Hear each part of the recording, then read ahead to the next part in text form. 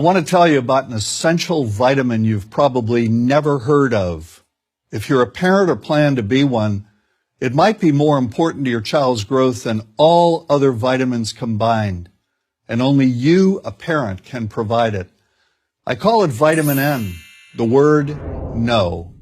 More and more children, I find, are suffering from vitamin N deficiency, and they, their parents, and our entire culture are paying the price. Let me illustrate my point with a story that's quite typical. A father, I'll call him Bill, gave his son, age 5, pretty much everything the little boy asked for.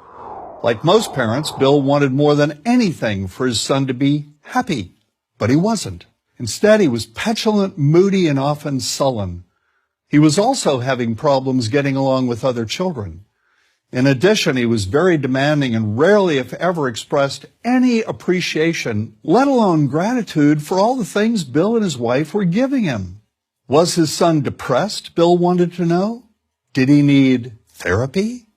His son, I told him, was suffering the predictable ill effects of being overindulged.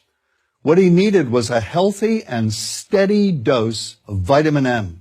Overindulgence, a deficiency of vitamin N, leads to its own form of addiction.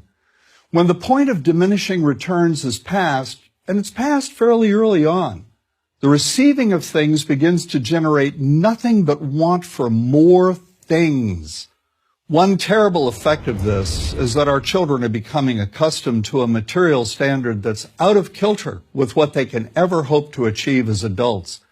Consider also that many, if not most, children attain this level of affluence not by working, sacrificing, or doing their best, but by whining, demanding, and manipulating. So in the process of inflating their material expectations, we also teach children that something can be had for next to nothing. Not only is that a falsehood, it's also one of the most dangerous, destructive attitudes a person can acquire. This may go a long way toward explaining why the mental health of children in the 1950s, when kids got a lot less, was significantly better than the mental health of today's kids.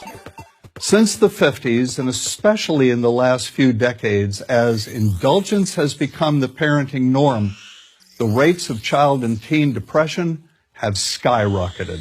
Children who grow up believing in the something for nothing fairy tale are likely to become emotionally stunted, self-centered adults. Then, when they themselves become parents, they're likely to overdose their children with material things. The piles of toys, plushies, and gadgets one finds scattered around most households. In that way, overindulgence, a deficiency of vitamin N, becomes an inherited disease, an addiction passed from one generation to the next. This also explains why children who get too much of what they want rarely take proper care of anything they have. Why should they?